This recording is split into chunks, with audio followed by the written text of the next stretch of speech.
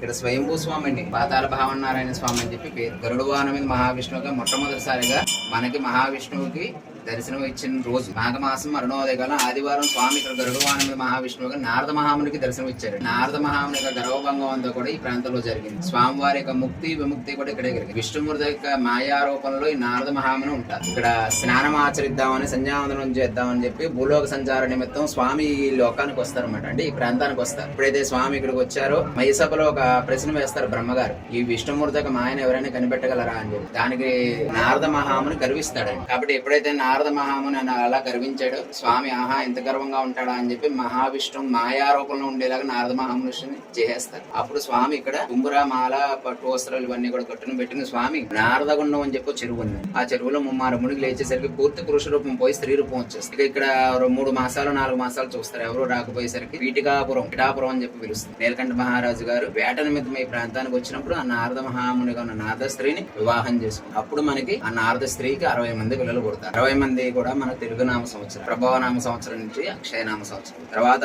యుద్ధం ఏదో జరిగి ఆ యుద్ధంలో ఈ నారద స్త్రీ సంతానం అంతా కూడా కోల్పోతాడు. అప్పుడు నారద మహాముని వివాహం, మానవులకి వివాహం అయిన తర్వాత ఎన్ని కష్టాలు అనుభవిస్తారో స్వామి ఆ నారద స్త్రీ అనే రూపంలో వివాహం అయిన తర్వాత అన్ని కష్టాలు చూస్తాడు. యథావిధిగా నా రూపం నాకు ఇచ్చేవయ్యా అని చెప్పి ఇప్పుడు మనం ఉండే లోకమే మనకున్న సప్తలోకాల్లో ఒక లోకం, పాతాళ లోకం. అందుకని ఈయనకి పాతాళ భావనారాయణ స్వామి అని చెప్పి పేరు. ఇక్కడికి వచ్చే దేవాలయానికి మెయిన్ మొట్టమొదటిగా మీరు వచ్చినప్పుడే మీ మనసులో అయితే ఏ భావన ఉందో ఆ భావన రూపంలో ఉన్న కోరికని స్వామి నెరవేరుస్తారు. నారద మహాముని 10,000 సంవత్సరాలు తపస్సు చేసి గరుడు వాహనం మీద మహావిష్ణువుగా ఉండాలి స్వామి అని చెప్పి ఆయన మనసులో భావించారు. అందుకని నారద మహాముని యొక్క భావమాలిన్యాన్ని భావబంధాన్ని తొలగించారు. కాబట్టి ఇక్కడ స్వామి మొట్టమొదటిసారిగా మాఘమాసం అరుణోదయకాలం ఆదివారం ఉదయాన్నే స్వామికి దర్శనమిచ్చారు. అక్కడ ఆలయ ప్రదక్షిణ చేసి వచ్చినట్లయితే మీరు అక్కడ మూల భావనారాయణ స్వామి, ఆయన అనంతుడు అంటే ఆదిశేషుడు. ఒక సర్పం ఆయన ప్రతిష్ఠించడం వల్ల ఊరికి సర్పవరం అని చెప్పి పేరు వచ్చింది. మరి అదే సమయంలో నారద మహాముని లక్ష్మీ సమేతంగా రాజ్యలక్ష్మీ సమేత భావనారాయణ స్వామిగా అక్కడ ప్రతిష్ఠ చేశారు. ఈ అరణ్యంలో స్వామి సంచరిస్తూ ఉండగా వ్యాస మహర్షి కూడా ఇక్కడ ఈశాన్య భాగంలో అమ్మవారిని ప్రతిష్ఠ చేశారు. పాండ్యులు,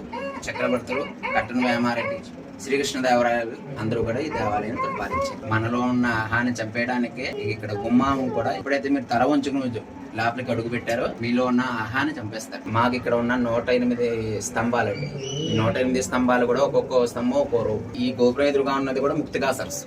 ఆ నారద స్త్రీకి రూపం కూడా ఎప్పుడు పోతుందయ్యా అంటే మాఘమాసంలోనే పోతుంది. ఒక చెయ్యి పైకి పెట్టి ఆచరించమంటారు, స్నానం ఆచరించారు. ఎప్పుడైతే ఆ చేతికి గాజులు ఉండిపోతాయో ఆ నారద మహామునికి పూర్వవృత్తాంతం అంతా కూడా గుర్తొస్తుంది. ఇదంతా విష్ణుమూర్తిగా మాయ, ఆ రోజున సభలో నేను గర్వించాను కదా, అందుమూలంగా ఇదంతా జరిగింది మాట అని చెప్పేసి అనుకుని స్వామి ఆ చేతికి ఎప్పుడైతే గాజులు ఉండిపోయో అప్పుడు అనుకుంటారు.